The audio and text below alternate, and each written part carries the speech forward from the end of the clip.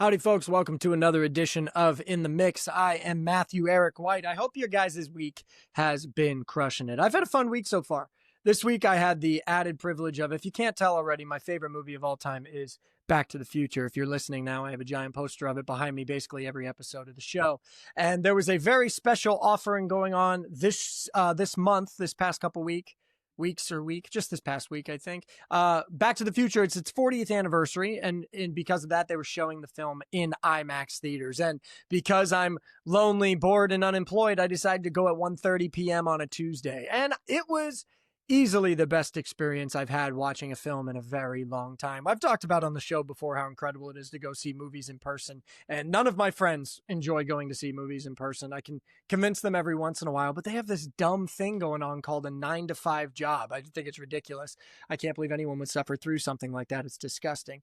But so they like to come to movies on the weekends with me if I can convince them there's something good. I did recently convince a friend of mine to go see a movie with me. It was a 2.5 hour long movie, and it was easily one of the worst things we've ever seen. I'm not going to say what it was, but it was a special event. I invited him to this movie, and we showed up, and he's like, "What's the movie about?" And I'm like, "I have no idea. I have no clue what this film is." And we showed up late to the theater, so the only seats available were in the very front row.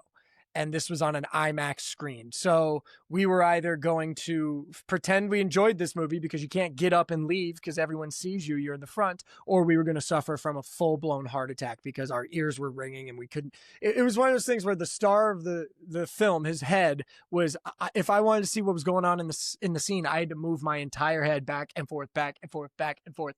It was the most exhausting movie experience we've had. On top of that, it being a terrible film.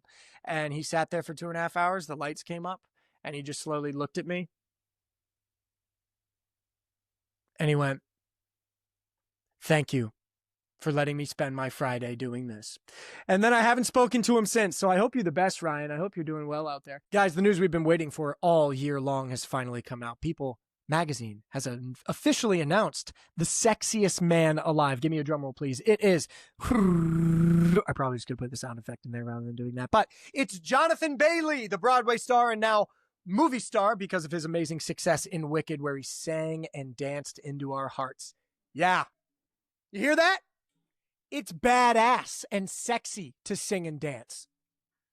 Me doing The Wizard of Oz as the Scarecrow was sexy. The girls just didn't know it yet. Now they're swooning and gloating over Jonathan Bailey. I'm up next, baby. Hear that? Katy Perry recently announced to the world and all of her friends that she is officially dating Justin Trudeau. And if her dating life is anything like mine, the week after she announces to her friends she's dating somebody, she will receive a text saying that that person is far too busy with their career to continue anything.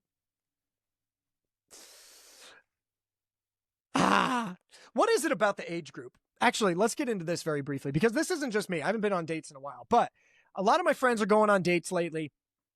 And there's this like epidemic of people that want a relationship, want that feeling that they get when they're with somebody, but do not want to give don't want the responsibilities that come with that. Right.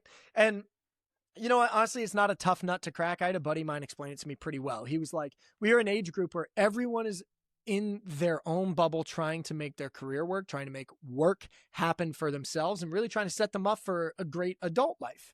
And we want to have fun. We want to be social with other people. But the idea of giving ourselves or sacrificing anything right now for another person is kind of impossible. And that makes a lot of sense, at least to me. If someone asked me to give up my work, if someone asked me to give up being in the entertainment industry, I'd tell them to get the fuck out of here, run for the hills, especially right now. As time goes on, I'm sure our mindsets change and we get a little older, and different priorities happen once we start realizing we do want to prioritize having a family or having a partner and things like that. You become more willing to sacrifice. But between 23 and I would argue 30, like no one's really interested in giving up something they are working hard for. And I don't think there's anything wrong about that. The problem is that leads to serial dating. That leads to constantly meeting people. And if you're like me, I kind of wear my heart on my sleeve, which has gotten me in a lot of trouble in the past. Just I fall hard and I fall fast, and I go all in very quickly. And that's something I've had to like adjust. And for me, it's because I'm an actor, 100%. All we have is passion. It's 0 to 60. You either hate me and I'm never going to see you again, or I love you and we're going to spend the rest of our lives together, because that's what happens in the movies. No one watches the scene in the movie where two people are sitting down half naked, but neither one of them really want to touch each other, but they're comfortable in watching a movie getting fat together. That's a shitty movie. I don't want to watch. Actually, I could pull it off. Rachel Weisz and Brendan Fraser have officially announced their return to the Mummy series with a 4th installment.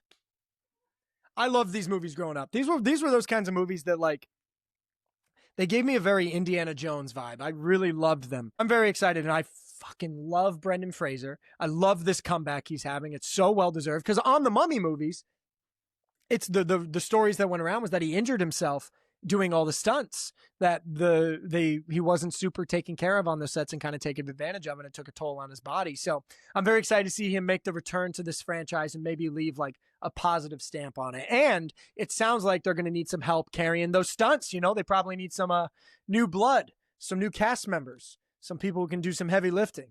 Hi, my name is Matthew Eric White. I'm 6'2", based in Los Angeles, and though my name may not suggest it, I can be ethnically ambiguous. Thank you. If the ethnicity is Irish, Russian, or German. I'm diverse. Sean Diddy Combs was recently put into a prison. The prison was named Fort Dix. I mean, what even am I supposed to... It's so easy. I think we should start naming prisons based off of what people are in there for. We could have like oddly specific prisons. It'd be like Fort Caught with a hooker the night before your wedding, and you're hammered and you punch a cop as he tries to arrest you, start pissing on his cop car. He turns around, you start pissing in his face. You think he likes it, so you keep going. Then he kicks you in the knees and you fall. You punch him in the face again and run across the street, but because you're jaywalking and get hit by a car. How crazy would it be to visit that prison? You know, I'd finally have a place to visit my Uncle Joe.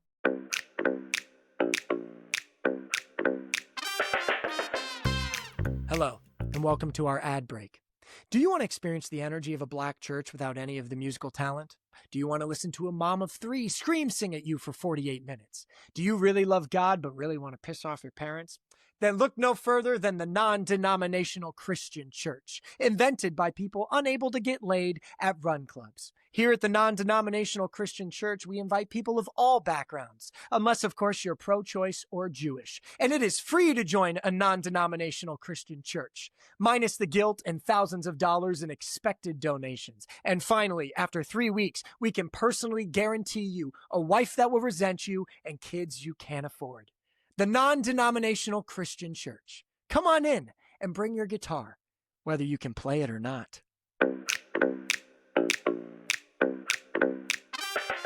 Dancing with the Stars has been taking over my entire algorithm. I have never turned the show on in my entire life, and I'm fully convinced I know entirely what's going on. Team Irwin all day long. That dude can move. I'll tell you that much. That dude's athletic as hell. He's handsome. He's good looking. He's dating a girl now, I think, behind the scenes of Dancing with the Stars. I mean, his DMs must be exploding. And I only know that because I've sent him quite a few myself. I just want to know how he gets his stubble so perfect. I can't grow shit like that at all. As a blonde man, I don't understand how it's possible he has such like perfectly groomed scruff. They build them different in Australia.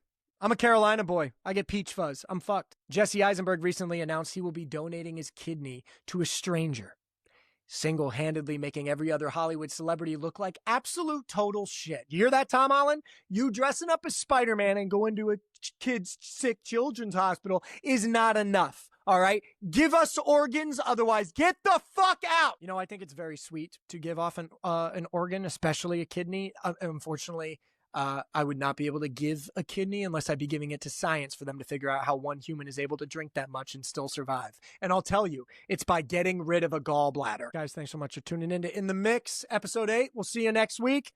Let's go.